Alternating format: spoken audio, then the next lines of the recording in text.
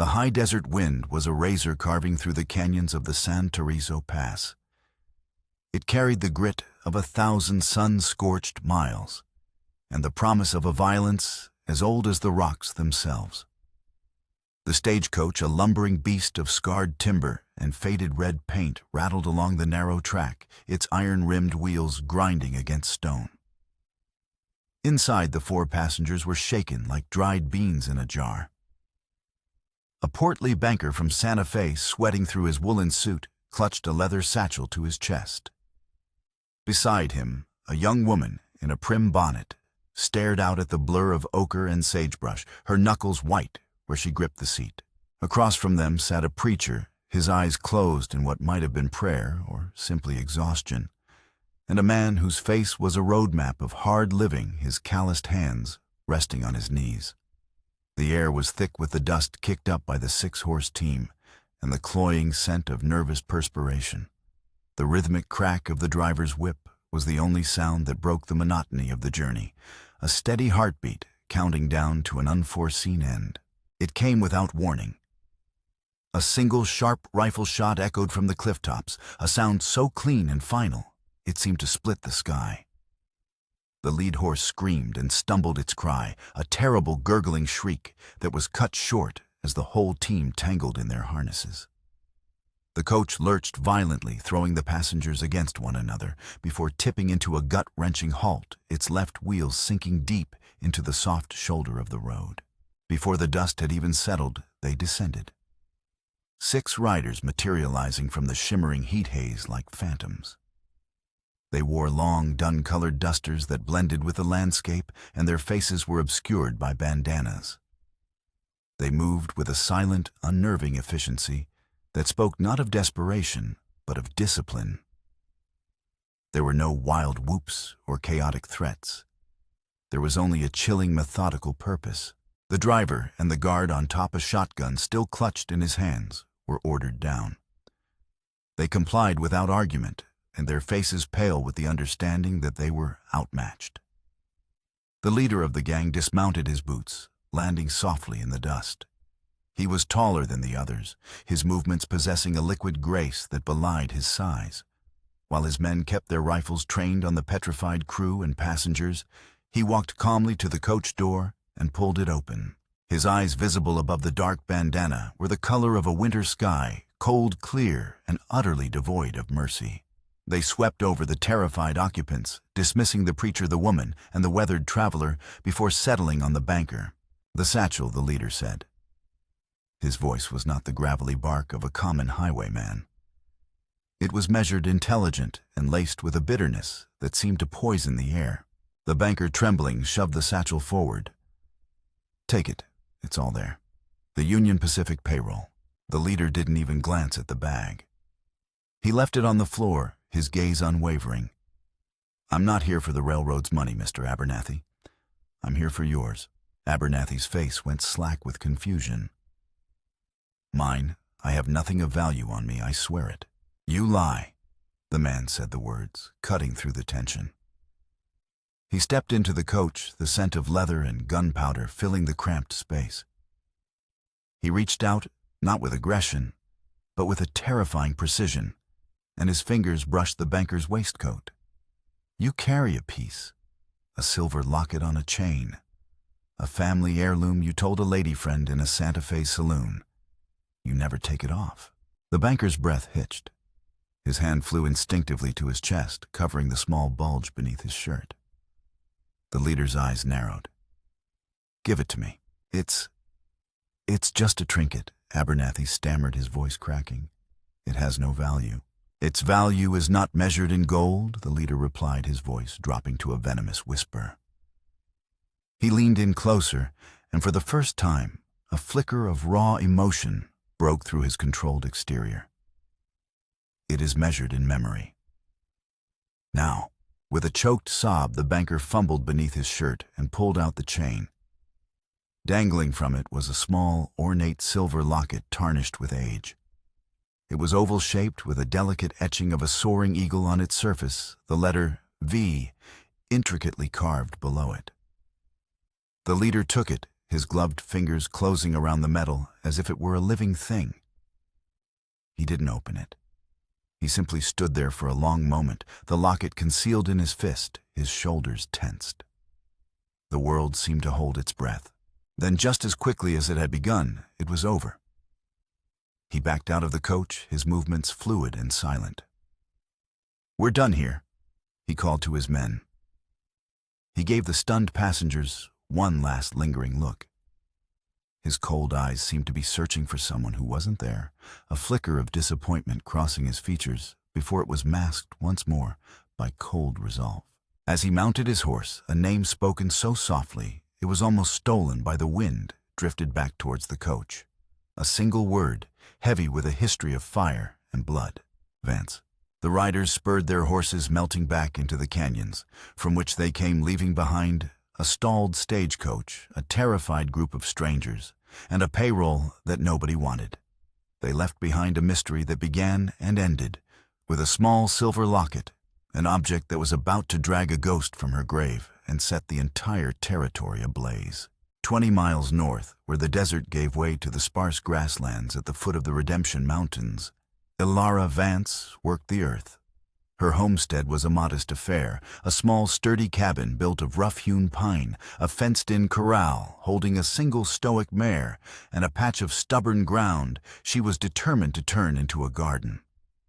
The life she had built for herself was one of deliberate monastic simplicity. It was a fortress of routine designed to keep the ghosts at bay. Each sunrise she rose and checked her perimeter. Each morning she drew water from the well, its rhythmic creak a familiar prayer.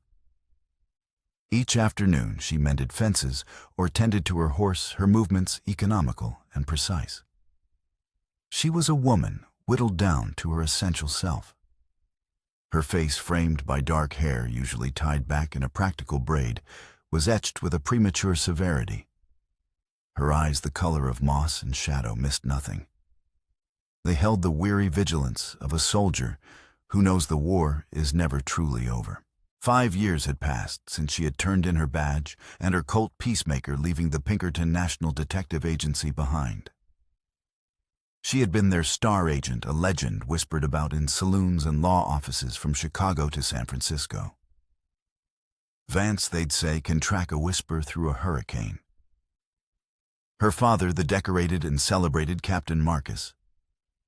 Vance had trained her himself, molding her into a perfect instrument of justice. She had believed in that justice, in the clear, bright line between right and wrong, with the unwavering faith of a zealot. Then came the Miller case. The memory was a phantom limb, an ache that returned with the scent of wood smoke or the sound of a child's cry. A family, William and Sarah Miller, and their 2 young sons, living on an isolated ranch. They were believed to be harboring a gang of vicious outlaws her father had been tracking for months. Ilara's mission had been simple surveillance. Confirm the outlaws' presence, then signal the marshals. But something had gone wrong. A spark, a stray lantern, a deliberate act of malice. The official report was maddeningly vague. By the time she reached the ranch house, it was already a funeral pyre, the flames consuming wood and flesh with an indiscriminate hunger. She remembered the heat on her face, the roar that drowned out the screams. She was sure she could hear the paralyzing sense of failure. They found 4 bodies in the ashes. The Millers. The outlaws were gone, vanished as if they were never there. And somewhere in that inferno, her father's locket, the one he had given her for her 16th birthday, was lost. She'd been wearing it, and in the frantic, smoky chaos of the aftermath, the chain had broken. She had searched for it, sifting through the cooling embers with raw fingers, but it was gone, swallowed by the tragedy. The locket, her last tangible connection to the man who had defined her world, had become a symbol of her greatest failure. The case was closed, filed away as a tragic accident. But for Ilara, it was the end. The clear, bright line had blurred into a smear of ash and regret. She left the agency and rode west until she could no longer smell the smoke, seeking a quiet place to bury the woman she used to be. Redemption Creek was that place. It was a town that clung to life by a thread, its clapboard buildings peeling like old skin under the relentless sun. It was a place for people who were either starting over or giving up. Alara was doing a bit of both. The town's sole legal authority was Sheriff Elias Thorne, a man whose weary posture suggested he carried the weight of every sin ever committed within a 50-mile radius. He was a good man, honorable in his own quiet way, but he preferred peace to justice. He knew who Alara was, her reputation had preceded her, and he treated her with a cautious, respectful distance. He saw the ghost of the Pinkerton agent in her eyes and wanted no part of waking it. Her only real connection in town was a gangly stable hand named Finn. He was barely 18 with a shock of bright red hair and a face full of freckles that seemed to dance when he smiled. He saw Alara not as a haunted recluse, but as a figure from a dime novel. He would pepper her with questions about her past, his eyes wide with hero worship. And she would answer with curt, non-committal replies that only seemed to fuel his imagination. His innocence was a balm, a reminder of a world that wasn't entirely composed of shadow and regret. That afternoon, as Alara rode her mare Dust into town for supplies, she could feel a change in the air. The usual midday lethargy was gone, replaced by a nervous buzz that emanated from the general store. A small crowd was gathered around the telegraph operator, who was wiping sweat from his brow while Sheriff Thorne stood beside him, his expression grim. Just one item, Thorne was saying, his voice a low rumble. Ignored a full payroll. Just took a locket from Abernathy the banker. Alara slowed her horse, her attention snagged by the word. She dismounted, tying Dust to the hitching post with methodical movements, her ears straining to catch more. What kind of locket, someone asked. Silver, the telegraph operator, supplied reading from his notes. Old, had an eagle carved on it, and an initial, a V. The world around Alara went silent. The buzzing of the flies, the murmur of the crowd, the creak of the saloon doors, it all faded into a dull, distant roar. There was only the image, searing and impossibly vivid, of the locket she had lost in the flames of the Miller Ranch. An eagle, wings outstretched, and beneath it the elegant looping V for Vance. It wasn't possible. It was a coincidence, a trick of a tired mind. But in her gut, in the cold, hard place where her instincts had been forged, she knew it wasn't. The past was not dead. It wasn't even past. It had just been waiting, biding its time in the dark, and now it had reached out and taken something that belonged to her. The ghost she had tried to bury was stirring, and it was whispering her name. A cold dread, sharp and familiar, coiled in Alara's stomach. She pushed through the small cluster of townsfolk, her movements so purposeful that they parted for her without a word. She stopped directly in front of Sheriff Thorne, her eyes locked on his. "Sheriff," she said, her voice low and steady, betraying none of the turmoil inside her. "I need to see that telegraph message." Thorne looked up, his weary expression hardening slightly at the sight of her. He saw the old fire in her eyes, the analytical gleam of the Pinkerton agent, and a sigh escaped his lips. This was the trouble he had hoped to avoid. "It's official business, Vance," he said, his tone polite but firm. That locket, she pressed, ignoring his dismissal. "It was mine." A murmur went through the onlookers. Thorne's gaze sharpened. "Yours, the banker from Santa Fe, said it was a family heirloom." He was lying. Or he acquired it from someone who did. "I lost it 5 years ago. At a fire near the Cimarron." She didn't say the name Miller. She didn't have to. The word hung between them, unspoken and heavy. Thorne studied her for a long moment, his mind clearly weighing the consequences. Finally, he gave a curt nod and led her into the quiet of his office. The room was sparse, smelling of stale coffee and old paper. He closed the door, shutting out the prying eyes of the town. "All right, Alara," he said, dropping the formal surname. "Talk." She told him everything she knew about the locket, its unique design, the engraving, the the story of how her father had given it to her. She explained in clipped professional terms that it had been lost at the scene of the Miller Ranch fire, an official case she had been assigned to. The fact that it had reappeared now stolen in a bizarrely specific robbery meant only one thing. Whoever robbed that coach was at the Miller Ranch, she concluded. Or knows who was. This isn't a random act. It's a message. Thorne ran a hand over his face, the gesture of a man who felt a simple problem spiraling into a complex one. A message for who you, it has to be. The locket is the connection. They left the payroll. They took the one thing that would mean something only to me. This is a stretch, Alara, he countered, though his tone lacked conviction. It's been 5 years. It could be a coincidence. I stopped believing in coincidences the day I pinned on my badge, she shot back. Let me help. I know the original case file better than anyone. I can see connections that your deputies might miss. This was the moment Thorne had been dreading. He looked at the woman before him. No longer just a quiet homesteader, but Agent Vance reborn and radiating a dangerous intensity. He knew what that intensity could do. It could solve crimes, but it could also attract bullets. Redemption Creek had enough old ghosts. It didn't need new ones. No, he said, his voice final. I appreciate the offer, but I can't accept it. You're a civilian. This robbery happened outside my jurisdiction. It's a matter for the federal marshals. I've already wired them. My only job is to keep this town from getting caught in the crossfire. He leaned forward, his expression softening into something almost pleading. Let it go, Alara.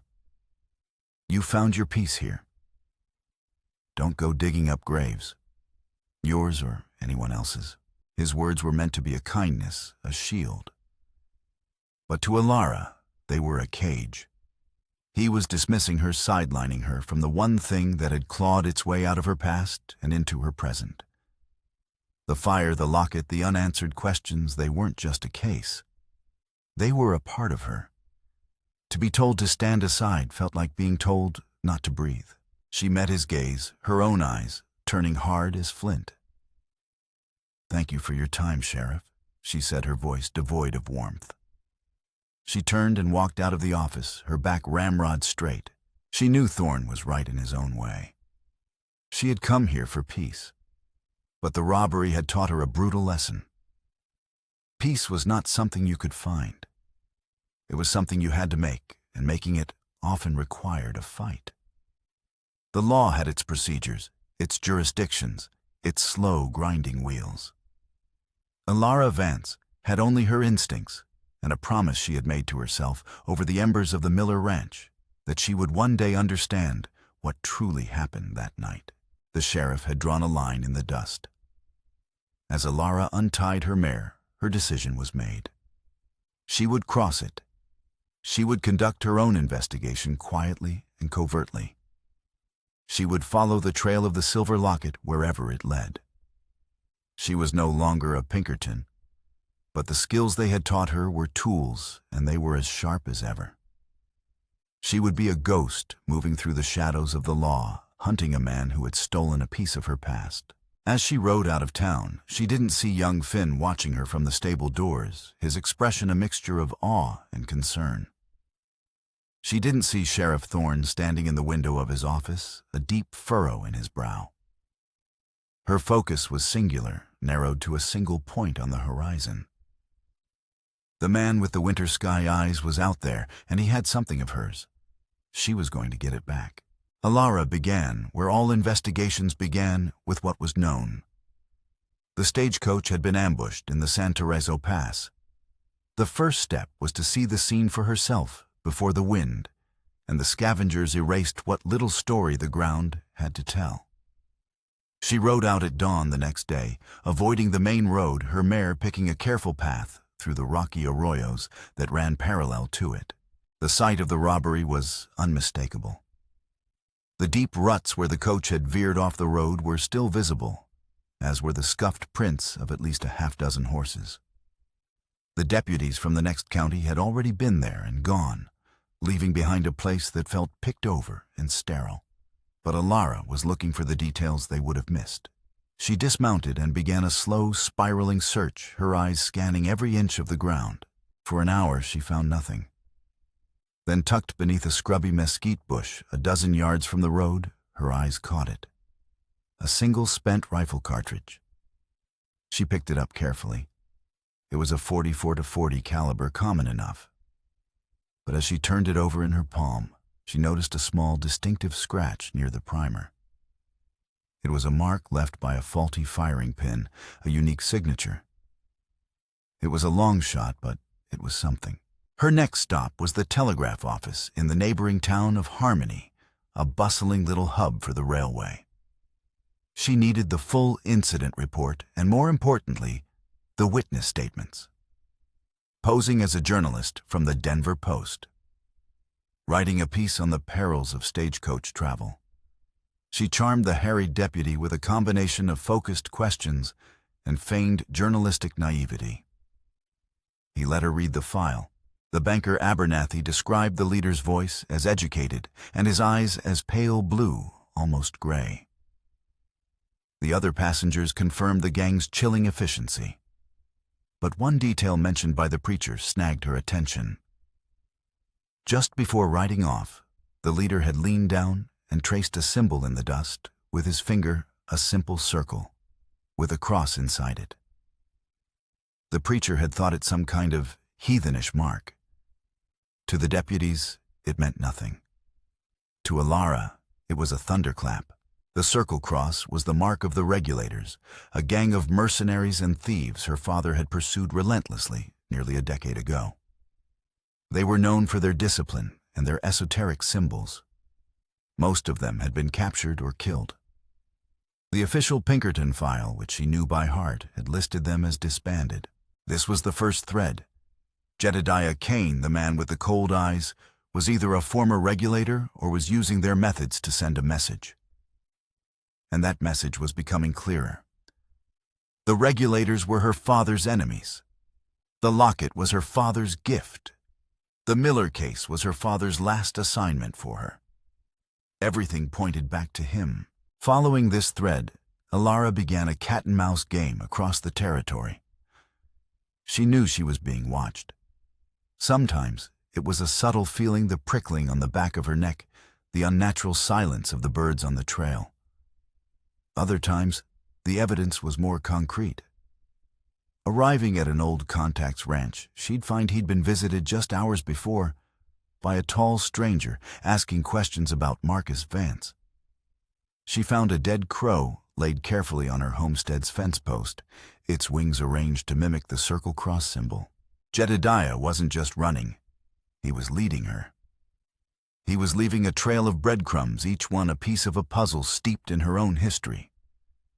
He left a particular type of knot, a hangman's noose, with an extra loop, a signature of a regulator named Silas Croft, on a gate she was meant to pass through. He whispered a phrase to a bartender in a dusty cantina, a code phrase her father had used with his informants, "The eagle flies at midnight." Each clue forced Alara to dig deeper into her own past, into the files and memories she had tried so hard to bury. She rode to the territorial capital and spent 2 days in the dusty archives poring over the official records of the Miller case. She read her own report, her own words, and they felt like they belonged to a stranger. Evidence suggests the fire was started accidentally during a confrontation between the Miller family and an unidentified outlaw gang they were harboring. It all seemed so neat, so tidy. But now, with the regulator's ghost haunting her steps, it felt thin, inconsistent. Why would a simple rancher be involved with a sophisticated gang like the regulators? The official report listed the outlaws as common cattle rustlers. It didn't fit. She cross-referenced the timeline of the Miller case with her father's known pursuit of the last regulator remnants. The dates overlapped perfectly. Her father had been in the Cimarron territory at the exact same time. Yet his name was nowhere in the Miller file.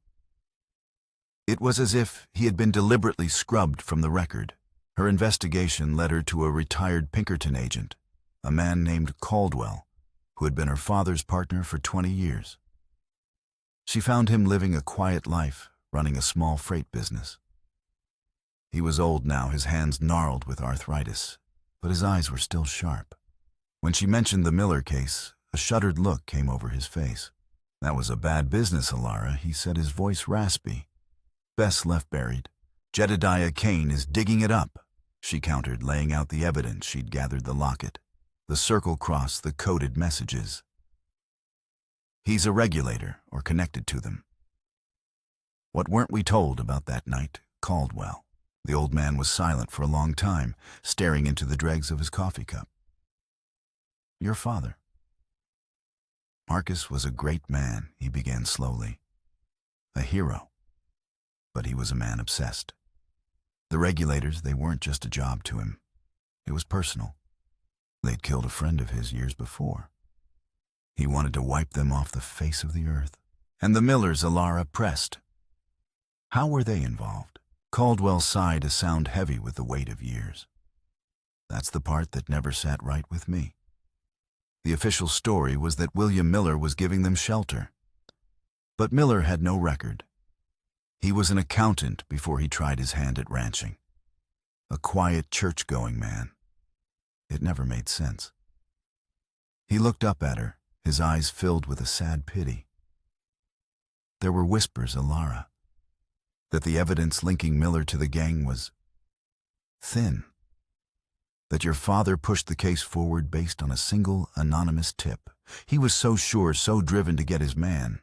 The pieces were beginning to form a picture, but it was a monstrous one she couldn't yet bring herself to see. She needed something more concrete, a face to put to the name Jedediah Kane. In the archives, she had found a list of known regulator associates. Most were dead or in prison. But one name was listed as whereabouts, unknown: Thomas Miller.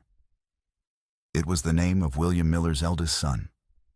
The records listed him as 14 years old at the time of the fire. And they had a photograph. It was a faded, sepia-toned family portrait. A stern-looking William Miller stood beside his wife Sarah, who held a small boy of about 8 in her lap. Standing beside his father was the older son, Thomas. He was a skinny, serious-looking boy, his hair dark and his jaw set with a premature intensity. He was looking directly at the camera, and his eyes, they were pale and piercing. But it wasn't the boy's eyes that made Alara's blood run cold. It was what he was holding. Tucked into the pocket of his trousers with the chain clearly visible was a small, familiar object. A silver locket glinting in the photographer's light. Suddenly, a different memory surfaced, one she had long suppressed. It was from the day of the fire, in the chaotic aftermath. A local boy, a farmhand from a neighboring property, had been babbling to the sheriff. He'd said he saw someone running from the flames. A boy. He said the boy had cried out a name. Not Thomas. A different name. Alara fumbled through her notes, her heart hammering against her ribs. She found the transcript of the farmhand's interview, an interview that had been dismissed as the ramblings of a scared child. There it was, in black and white. He was yelling for his brother, over and over. "Jedediah, Jedediah, run!" Thomas Miller was the name of the son who died in the fire. The records had gotten it wrong. The boy who survived, the boy who had watched his entire world burn, was named Jedediah. The truth crashed down on her with the force of a physical blow. The man hunting her wasn't a stranger. He wasn't just a regulator. He was Jedediah Miller, the surviving son of the family she had failed to save. This wasn't about a locket or a gang or an old case. This was about revenge. A revenge that had been simmering for 5 long years. And it was aimed squarely personally at her. The ride back to Redemption Creek was a blur of dust and dawning horror. Alara's mind, usually a fortress of logic and deduction, was a maelstrom of guilt and confusion. Jedediah Miller. All this time she had mourned the family as faceless victims of a tragic accident. Now one of them had a face, a name, and a burning purpose. He believed she was responsible for the death of his family. In a way, he was right. Her failure that night had cost him everything. She urged her mare faster, a desperate urgency propelling her forward. She had to tell Thorn. He had to know who they were dealing with, that this was not a simple outlaw, but a man driven by a profound and personal vendetta. The game of cat and mouse was over. This was escalating into something far more dangerous. As her homestead came into view, a wave of profound unease washed over her. The air was too still. The usual welcoming nicker from Dust, her other horse in the corral, was absent. She dismounted before her mare had even come to a full stop, her hand resting on the grip of the colt she had started carrying again. The cabin door was ajar. That was wrong. She never left it open. She drew her weapon, her body moving with the fluid ingrained muscle memory of her Pinkerton years. She approached the door slowly, her boots silent in the dirt. Pushing it open with her foot, she swept the room with her gaze.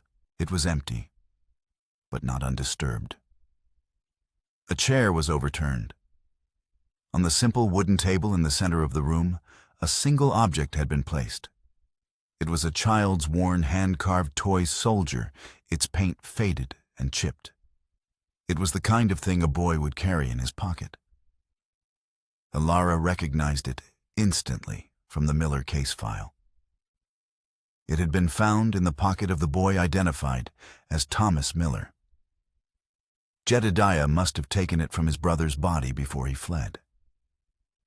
It was a sacred relic of his grief, and pinned to the table beneath it by a wicked-looking hunting knife was a piece of paper. Her hands trembled slightly as she pulled it free. The handwriting was sharp and elegant, a stark contrast to the brutal message it conveyed. Agent Vance. The past has a long memory. I have taken something you seem to care for. The boy from the stables. He talks about you like you're some kind of saint. I thought it was time he met the sinner. At the Grand Palace Saloon, sundown. A storm is coming. A fitting end for us both. Become alone. Settle the debt. Finn. He had Finn.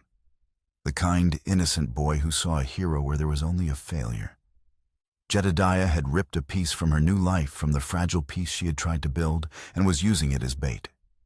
He had turned her own sanctuary into a trap, and her only friend into a pawn. Alara ran to the corral.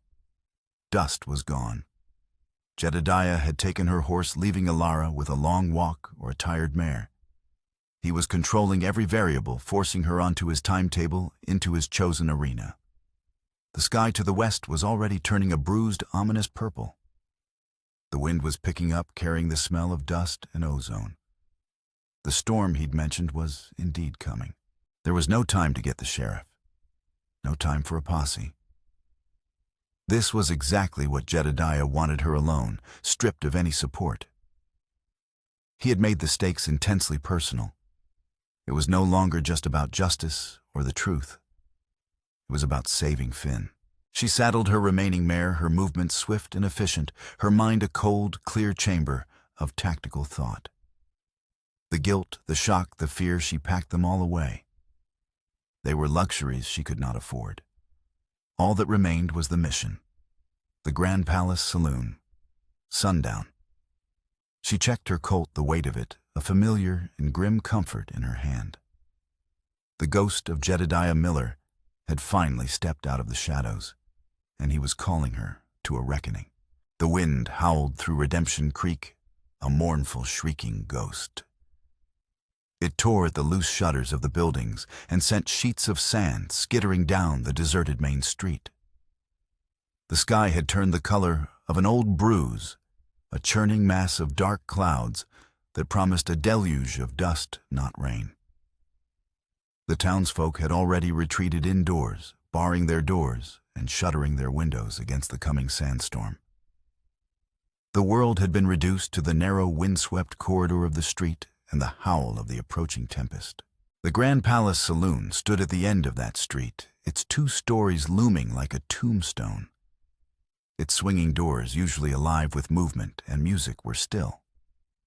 The windows were dark, save for a single flickering lantern light that cast long dancing shadows within. It was an island of grim invitation in a sea of abandonment. Elara dismounted a block away, tying her mare to a hitching post behind the blacksmith shop, where it would have some cover. She moved on foot, keeping to the shadows of the covered boardwalk, her duster pulled tight against the wind, her hat pulled low. The grit stung her face and grated between her teeth. The storm outside was a perfect mirror for the one raging inside her. She paused across the street from the saloon, her hand resting on the butt of her Colt. She took a moment to study her arena. 2 stories. Large windows on the ground floor, smaller ones above. A main entrance, and likely a service door in the back alley. He would be expecting her through the front. Inside, Jedediah. Miller watched her approach. He stood near the back of the long, empty room, a silhouette against the dim lantern light. He had dragged a heavy oak table into the center of the floor. Finn was tied to a chair behind it, a gag in his mouth, his eyes wide with terror. He had seen the look in his captor's eyes and knew this was a man who had left the world of reason far behind. Jedediah felt a strange, hollow calm. For 5 years this moment had been the only thing on his horizon, the single point of light or perhaps darkness that he had moved toward. He had imagined it 1,000 times, the look on her face, when she finally understood the depth of her sin. Elara pushed through the swinging doors. They groaned in protest, then slapped shut behind her, the sound swallowed by the wind. The air inside was still and heavy, thick with the smell of stale whiskey and sawdust. The single lantern on the bar cast just enough light to illuminate the scene at the center of the room. Her eyes went first to Finn, saw the fear in his face, and a cold, protective fury solidified within her. Then she looked at the man standing beside him. He was as the banker had described, tall with a lean, wiry strength. He had taken off his bandana, and his face was stark in the lamplight. It was a face that had once been handsome, but grief and hatred had reshaped it into a mask of bitter resolve. His eyes, those piercing winter sky eyes she had seen in the photograph, were fixed on her. They held a universe of pain. "Agent Vance." He said, his voice the same calm, cultured tone from the stagecoach robbery. It held no triumph, only a profound, chilling weariness. "I'm glad you could make it. Let the boy go, Miller." Elara said, her own voice, flat and hard. She kept her hand away from her gun, her stance open but ready. "He has nothing to do with this. Your quarrel is with me." A bitter, humorless smile touched Jedediah's lips. "He has everything to do with this. He believes in you. He believes in the legend of Elara Vance, the righteous arm of the law. I thought it was important for him to be here when that legend dies." He gestured to the chair opposite Finn. "Sit. We have much to discuss." "I'm not sitting until he's out of here." Jedediah's expression darkened. With a sudden, swift movement, he drew a pistol and pressed its muzzle to Finn's temple. The boy flinched, a muffled cry escaping his gag. "You are not in a position to make demands," Jedediah hissed, the control in his voice finally cracking. "Your mistakes put him in that chair. Sit down. Now." Elara's jaw tightened, but she complied slowly, walking to the table and lowering herself into the chair. She was a dozen feet from him, too far for a lunge, too close for comfort. "You blame me for what happened to your family." She began, her voice even. "And you're right. I was there. I failed. I have lived with that failure every single day for 5 years. Jedediah laughed, a raw, broken sound that was more sob than mirth. "Failure? You call that a failure?" "No, Agent Vance. A failure is misplacing a file. A failure is losing a suspect's trail. What you did that night was not failure. It was a sacrifice. You sacrificed my mother, my father, my little brother on the altar of your so-called justice." He began to pace his movements like a caged wolf, the gun never wavering from Finn. I remember everything. The smell of the kerosene, the shouting, men in dark coats, not outlaws, not common rustlers. They were disciplined, like soldiers, or Pinkertons. They were there to kill my father. He was going to expose them. Expose who Alara asked her mind racing, trying to piece it together. The regulators. He stopped staring at her as if she were a child who had just spoken her first words. The regulators. They were just the hounds. My father had found the master. He discovered that the entire operation, the smuggling, the protection rackets, it was all being run by a decorated lawman. A man no one would ever suspect. A man who used the very outlaws he was famous for hunting as his own private army. A sickening wave of denial washed over Alara. It wasn't possible. The implications were too monstrous to contemplate. Who, she whispered the word barely audible over the screaming wind outside. Jedediah's eyes bored into hers, filled with a terrible, pitying venom. He was a captain, a celebrated hero. He sent his own daughter to oversee the accidental fire that would cover his tracks, never telling her she was there to bury his sins. My father found his ledger the proof of it all. That's what they were looking for that night. He took a step closer, his voice dropping to a conspiratorial hush, a secret shared between two damned souls. The man who ordered my family's murder, Jedediah, said, savoring each word, was Captain Marcus Vance. The world tilted on its axis.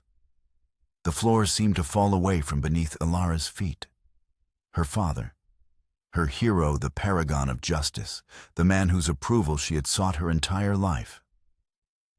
A lie. Everything was a lie. Her career, her sense of purpose, her entire identity, all of it, had been built on the foundation of a crime, orchestrated by her own father. The Miller case wasn't her greatest failure. It was her father's greatest betrayal.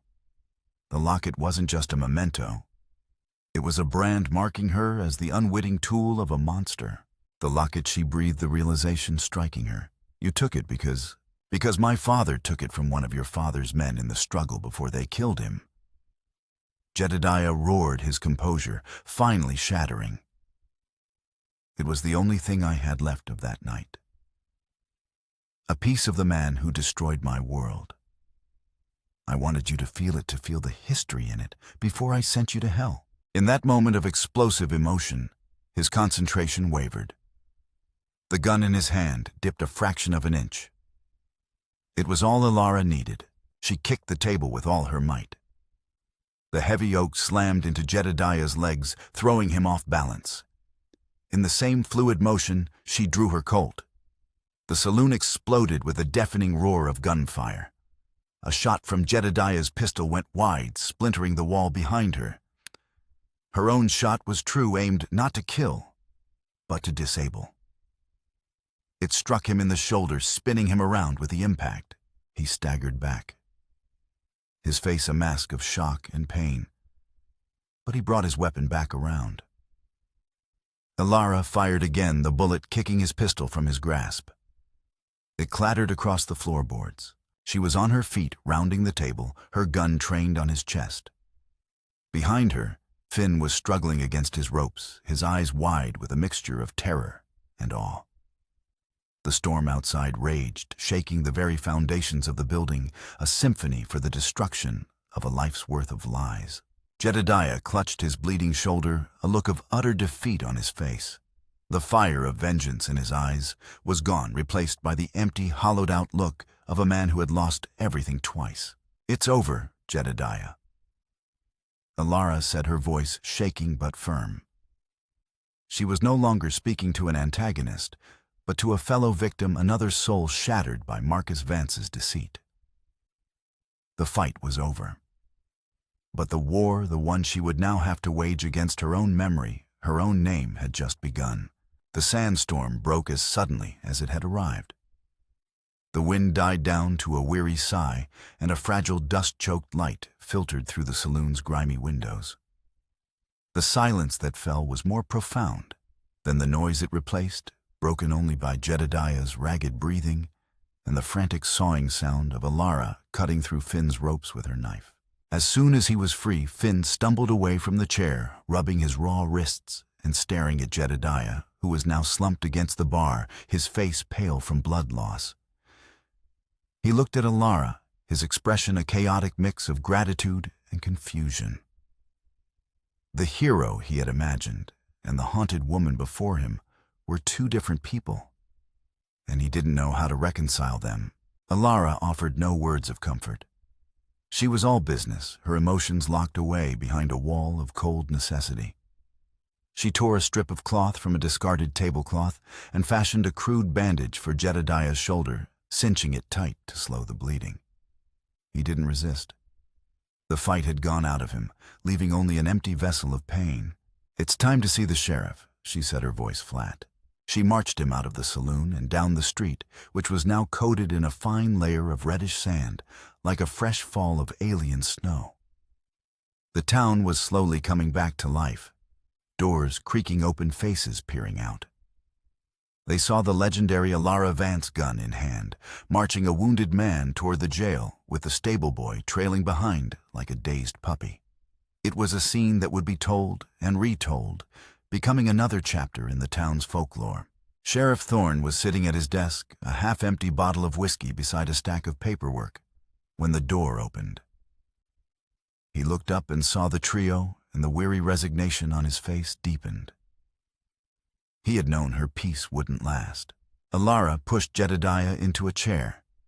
"This is Jedediah Miller," she said, her voice devoid of emotion. "He's the one who robbed the stagecoach." She then unbuckled her gun belt and laid it carefully on Thorne's desk. The clatter of the metal was loud in the quiet room. It was an act of surrender. "There's more," she said, her gaze unwavering. "Everything you've ever heard about the Miller case was a lie." For the next hour, she told him everything. She held nothing back. She spoke of her father not as a hero, but as a corrupt man who ran a criminal empire. She detailed the frame-up of William Miller, the assassination disguised as a fire, and her own unwitting role as a pawn sent to legitimize the cover-up. She confessed her own blindness, her own failure to see the truth that was right in front of her. She spoke in the clipped, factual tone of a Pinkerton agent delivering a final report, but beneath the surface, Thorne could hear the sound of a heartbreaking, of a world being unmade. Jedediah sat in silence, listening, his head bowed. For the first time, someone was speaking his truth, giving voice to the injustice that had festered inside him for 5 years. Finn stood by the door, his young face pale, listening to a story far darker than any dime novel he had ever read. When she finished, the silence in the room was absolute. Thorne stared at her, his expression unreadable. Alara braced herself, expecting handcuffs, expecting disgust, expecting the full weight of the law she had once served to come crashing down upon her. Instead, the sheriff slowly stood up, walked over to the coffee pot on the stove, and poured a cup of thick, black coffee. He placed it on the desk in front of her. "I've been a lawman for 30 years, Alara," he said, his voice a low, gravelly rumble. "I've seen good men do terrible things, and terrible men do good ones. The truth, it usually lives somewhere in the gray spaces in between." He looked over at Jedediah, his eyes filled not with condemnation, but with a tired understanding. "He'll be sent to the federal courthouse in Prescott. I'll make sure my report includes the full story. His story." He then turned his gaze back to Alara. "As for you, you didn't break the law. You brought a dark truth into the light. In my book, that's the only kind of law that matters in the end." He pushed her gun belt back across the desk toward her. "You might need this. The world ain't getting any safer." Weeks turned into a month. The dust settled both literally and figuratively. Word came from Prescott that Jedediah Miller, his testimony corroborated by Sheriff Thorne's extensive report, had been given a lenient sentence. He was guilty of robbery and kidnapping. But the court acknowledged the profound tragedy that had shaped him. He was sent to a federal prison, but not to the gallows. Justice, in its own clumsy way, had found a shade of gray. One afternoon, a small package arrived for Alara on the weekly mail coach. Inside, nestled in a bed of cotton, was the silver locket. A note from Thorn was tucked beside it, evidence returned. Case closed. She held it in her palm, the metal cool against her skin. It was no longer a symbol of her father's love or her own failure.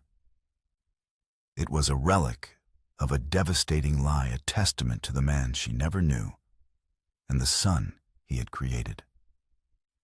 It held no power over her anymore. The following Sunday, she rode into town. But instead of going to the general store, she guided her mare toward the small, wind-scrubbed cemetery on the hill overlooking Redemption Creek. She carried a small, heavy bundle wrapped in cloth.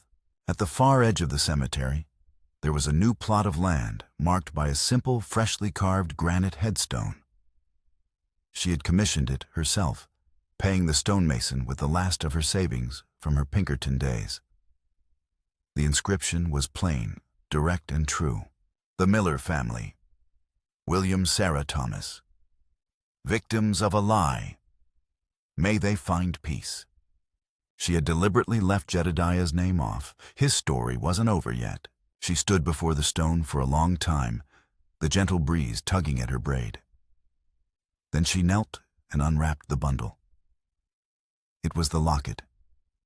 She held it one last time, looking at the proud eagle at the initial V that now stood for villainy, not Vance. With a quiet final gesture, she placed it at the base of the headstone, a humble offering laid upon a grave of lies. It was an apology. It was an atonement.